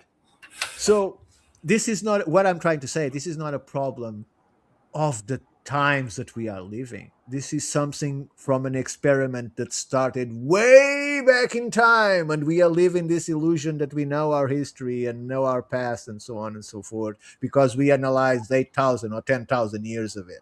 Right? We are here for at least 300,000 years. We know that from the 400,000-year-old what was it, fireplace that they just found recently in England. And again, that one got passed over for all of these other studies. But wait a second. So they had, some sort of human that was existing in England 400,000 years ago. Well, that does away with all of the other theories of science. Let's pass that over. Yeah, that's about that and go back to the stuff that we do know. It's like forget about it. Forget about it. We have no idea of our history. We have no idea of the manipulation that the human has suffered to get to where we are now. I think it's very lucky that we are still able to have philosophical conversations, that we haven't been reduced to a vegetable state where we only say yes to whatever is told to us. Give it time, Ricardo. Give it time. No, don't give anyone that. You see that resistance. We have an innate resistance that I think comes from our godliness. That is the fact that we are resisting the poisons. We are resisting the indoctrination. We are resisting all the attacks that the human. Wait, why are we resisting them? Or is it because there is still some spark of godliness in each one of us? Because they're not natural, and we pursue the natural. Well, if they are destroying us, they might be natural, but we are trying to reject them. We're trying to survive them, right? It's if you have they just found all the basic elements for the creation of life in a meteorite. The Japanese did. So they found guanine, cytosine, adenosine, and thiamine, plus the other one that I didn't know about because I studied this like 30 years ago. There's 5 elements that can be combined into life forms. They're all on a meteorite, right? And this would be inconceivable not so long ago, right? Because the space is dead, right? Because no one tells people that they have to come out of the space station not to set up a new solar panel, but because biological life accumulates on the outside window and has to be cleaned. And this is a fact. The foggy on the windows is biological matter on the vacuum of space. There's life everywhere. Everywhere is filled with life. Might we recognize it as such? Maybe we don't. As we didn't recognize extremophiles Well, because we we might thought not that we couldn't recognize live it. in those environments. Isn't the moon, for instance, because there's no atmosphere and because it's in space, everything is more or less in a stasis. And once it's exposed to oxygen, then you might see that there's a chemical change going on. But until then, I think that's what they found with the moon dust anyway. Like it starts to it hasn't gone through chemical changes because it's in space. It's in a stasis. Well, that is a very serious problem, because if the moon has no atmosphere, there are no molecules between the silica that is composed or the other elements that compose the dust. And if there aren't air between those molecules, it means it is solid as rock, right? So when they tested dust in a vacuum chamber and released a bowling ball from the top of the tower down, it bounced and it didn't even left a mark on the floor. So how is it possible that there is footprints on the moon, or the tracks of the car, or the cocktails that we see when I they thought accelerate the rover and there is sand flowing into the air? They can't be. There is no air for it to flow on. Not that I'm arguing your point. I'm ignorant, but I only know about the dust because they're saying it became like a really big problem. It contradicts them. If there is no atmosphere, there can't be rooster tails. There can't be footprints because everything is packed like a rock. There is no air to separate the elements, to separate the matter. Do you understand what I'm saying? If you put sand in a vacuum chamber, it becomes solid as rock because there is no air between the sand grains. So is it possible that there is some sort of atmosphere? There has to be. Either it's all a lie, or there has to be. Right. There has to be an atmosphere. I don't know either way either. I'm just speculating. And that's why they went to the valleys, because in the valleys the atmospheric pressure is higher. So the suits need to be less complicated and there is more atmosphere. And that's why you saw the rooster tails and the footprints and so on. Sense. Right? So all of this is half lies and half truths, and it's hard to say what is real and what isn't. I'm just trying to explain it from a scientific point of view. Sure. Right? Yeah. So thank you. And now I'm very curious because they are saying they're going to go around the moon. Right? They just announced it, that they are going around the moon. I brought it up because I thought I inferred anyway that they were going to send robots there to start. No, it's humans. Okay. They're going to send a team of humans with ESA, with the European agency, around the moon. They say this is extremely important to send men around the moon. I don't know why it's extremely important, because any automatic machine could go and film it much better than four pairs of eyes. But that's fine. The thing is, I'm very curious because we are told that the moon is 1/6 gravity of the Earth, which is a complete fallacy. It isn't. It's at least 64 to 67% of the surface factor gravity of the Earth, which makes it much higher than what they say, and justifies why the tides happen and why the moon has such influence on Earth and so on and so forth. So if, like the other space agencies, are using the wrong value of the neutral point between the Earth and the moon, that's either a problem, right? Either they are going to crash it, or they are going to be sent into deep space. They're going to miss it, right? Because there is only two references to the actual value, and they both come from when finally the United States made it the correct actual point where they stop accelerating and start decelerating. How is that still a problem? because somehow either no one told everybody or no one knows, right? I found those two values in a very old papers and the journal from the time, and that's the only two places when that value is mentioned. Well, And didn't so you NASA see, do it? Didn't NASA come up with those numbers to? no, Yeah. NASA still says it's 1/6 of the gravity of the Earth, and Oh. it's a lie. It's a lie. It's a lie because it were NASA itself that struggled to find the neutral point, and it found it in a way that determines that the moon is from 64 to 67% of the surface factor gravity of the Earth, right? So if you stop accelerating at the wrong time, you're gonna crash into it.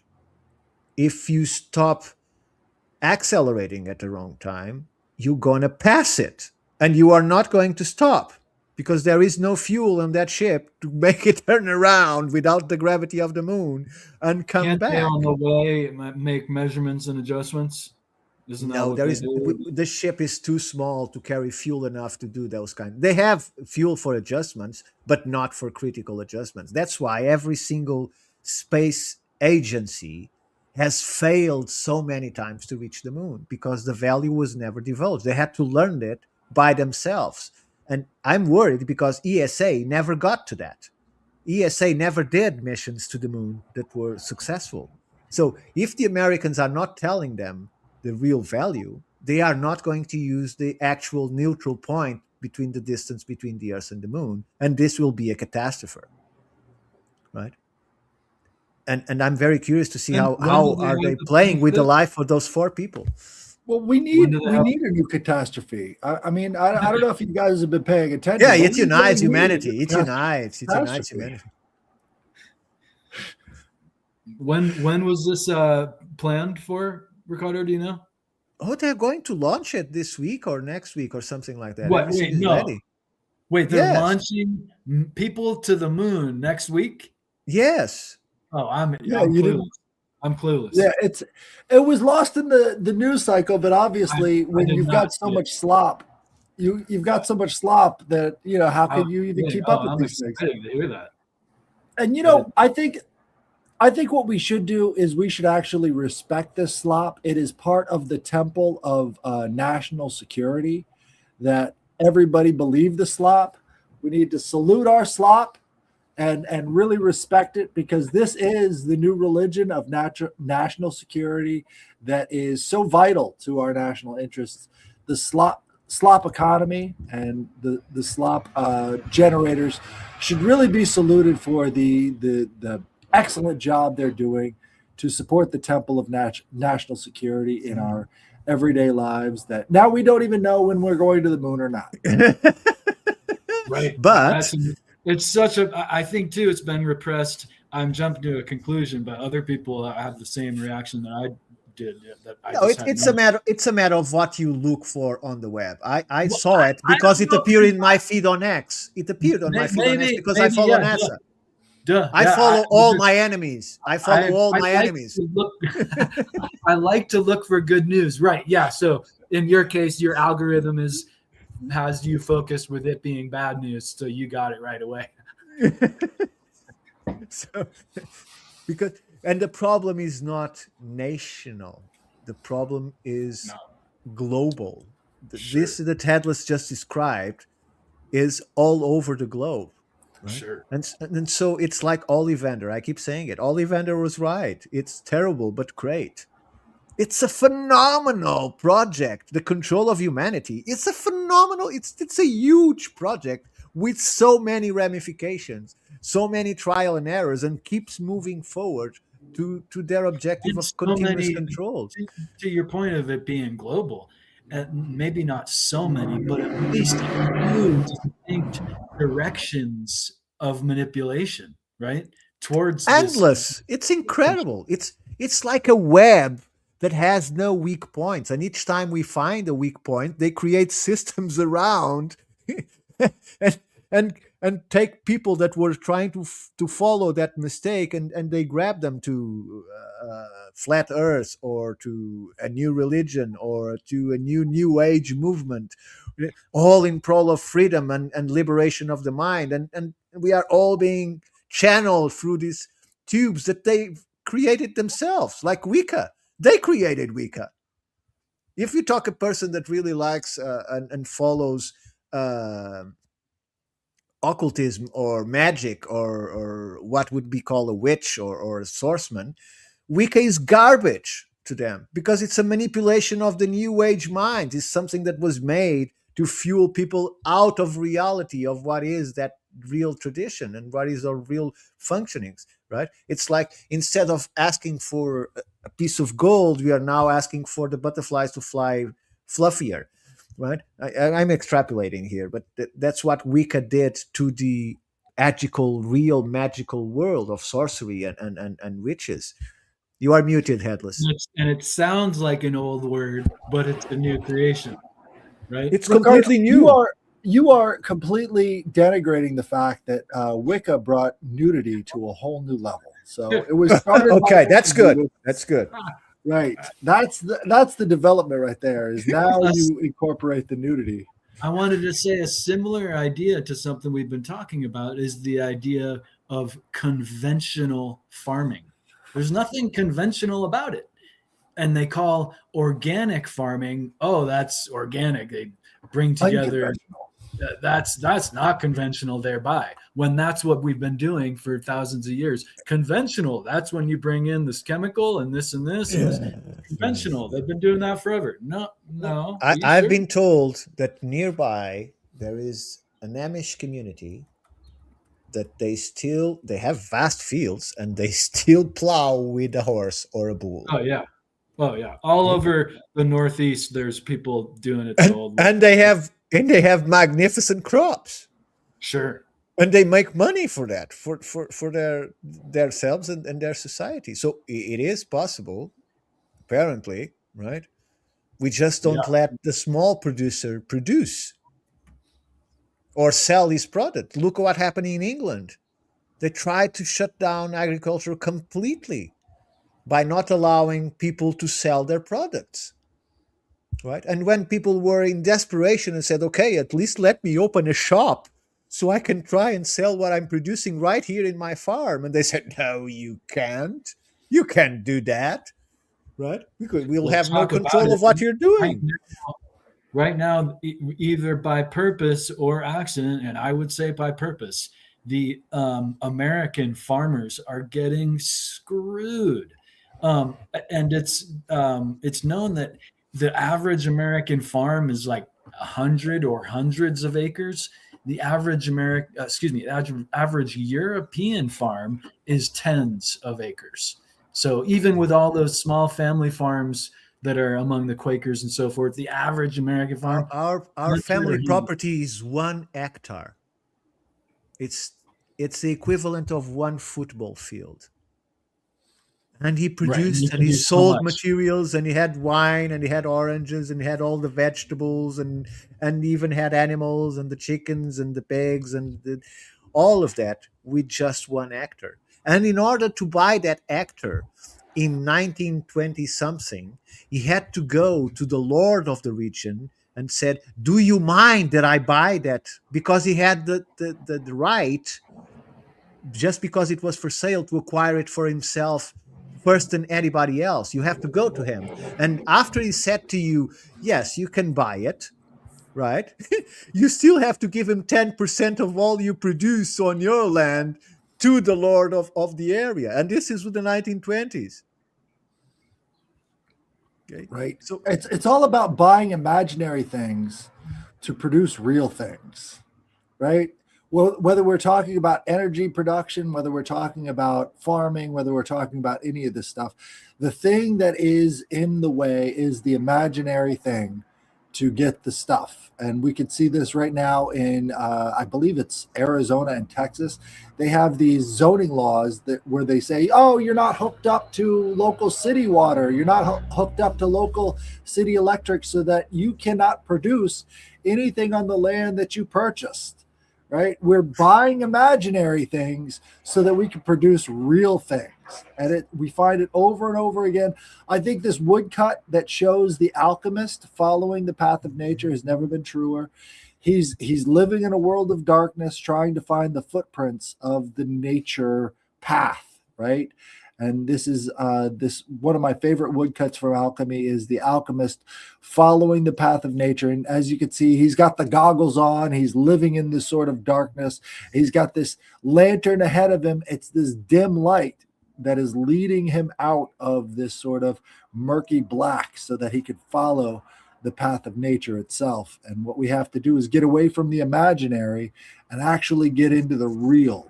And that process is very difficult, especially in the slop economy that we are in right now. And how do we find the way to have that production? I think it part of it is ignoring what the slop merchants are selling, and part of it is being able to stand on principle and not being reactive. And the third part would be diligence, I think. The diligence to continue producing no matter what you're being sold in the imaginary economy. And, if we could end it there, I think that would be a great place to leave it. May I add one thing? Sure. To your recent points on perfidy, we should decry it and call it out when it's active and in our face, because sometimes we'll just let it slide. Two, I think that open veil is really interesting on the feminine there, and it almost is snake-like in its amorphous shape there. But yeah, I just wanted to say sometimes calling things out right when they're going on, we will remain silent but can call things out. The open veil in terms of ancient Greek motif represented this wind idea, right? This wind idea that is constantly flowing through the veils. And the wind is a spirit itself. Getting into how to tap into that spirit of the wind is how you connect all of these different pieces between I wonder geographies. With that in mind too, it's interesting what she has in her hands. It appears to be flowers, wildflowers. And am I seeing things correctly? There's maybe grapes, but she's holding something else. Is that a mirror or some kind of container of the grapes? A flask or something, yeah. That's a gourd. It's a gourd. She's got all of this wealth of nature that she's carrying with her. That's what the alchemist is trying to find, is trying to follow the path of nature so that you can, eventually get to a place of this abundance, and we're on the verge of abundance and ruin at all times, and I think that's not only the gift, but the curse of the times we're living in, is that the abundance seems to be just outside of our reach. But beautiful image. I think that there's lots of groups that try to create these communities of perfection, of equality. And because of human nature, either they try to kill themselves after a while or it doesn't work. Right? Because people are never satisfied. They're never happy. They always want something more. Right? And they only choose to follow the things they cannot touch, like a president or a mayor, or follow or hate, right? Because if it is something that they have direct interaction with, right, they just can't deal with it. And so they lose all the concept of being able to correct things. We can only correct things in the abstract. We all have ideas how to make the world better, but no one tries to do anything about it. We just discuss it, right? Yeah. So I'm blame of it, but I find it funny that every time that someone tries to build a community, or like that guy that bought the abandoned oil platform, right? And create a country. He actually created a country and invited people to come and live in his country where there is no taxes. Everybody would have a function, obviously, because things have to work. It didn't work because people thought that they have to fend for themselves. I have to create my own reality instead of the system creating my reality for me. Well, right? And there's nothing there's nothing to grow there. you literally cannot create anything even sustainable, let alone expandable in any way, right? On Right. those, Well, on, that's where imagination comes into. You could expand your possibly, territory. well, yeah, no, I'm just saying that those platforms just seem like a dead end without any. Yeah, but the same happened, for instance, in Portugal. There's No people doubt. No, I'm bought, not bought arguing. enormous areas where you can farm, have animals, everything. Bought enormous areas, and they all fall down because the women don't understand each other, or the man wants the women that it's not hers, or Well, because maybe they never let's agree with the person that is in power, or and so on and so forth. It starts well. It starts very well, but then it just plumps because This humans. reminds me of a paradox that Headless you brought up earlier, that um, to start something, you need principles. That gentleman you mentioned, I forget, he said you needed God. I was going to say you need godliness. And maybe that's a principle kind of starting point that, because the Quakers, they seem to do it effectively, right? Like, and what do they have that these other groups don't have? And maybe wishy-washy, not necessarily, but they're still going. They're still there, is all I mean by successfully, that they've kind of like done it in a multi-generational facet. And I'm not trying to be a Bible thumper, obviously. I'm just saying that some kind of these godly principles might have some kind of foundation that leads to more longer term. I'm just questioning. Richard Nixon was the most successful Quaker. I'll just leave it at that. Oh fuck. He was a Quaker. Yeah, he was a Quaker. He went far. He went as far as you could get. But you know what? Richard Nixon had a fantastic mind. That guy was brilliant. People don't ever compliment him on his genius enough, but he had a very discerning mind. And that guy, he knew how to manipulate power. And so that was something. So, but I think we'll leave it there. I think godliness might be trying to find the path of nature. And that is sort of what this is kind of producing, is like, if all you're focused on is how to, get off, your hate boner is going to lead you into the ditch of despair. So guys, just be aware of that, if you get reactive and you get that big old hate boner, you're going to find yourself in a ditch of despair. And then the mechanic elves would not let you in. Nope, they will not. They will not. If you've got that hate boner for reality, they're not going to let you back into the magical realm of the DMT heaven. So, anyways, well, thank you guys for joining us. This has been another Trialogue. Yeah, this has been a great episode. We found our way back again, and we'll see you again next time. Thank you guys.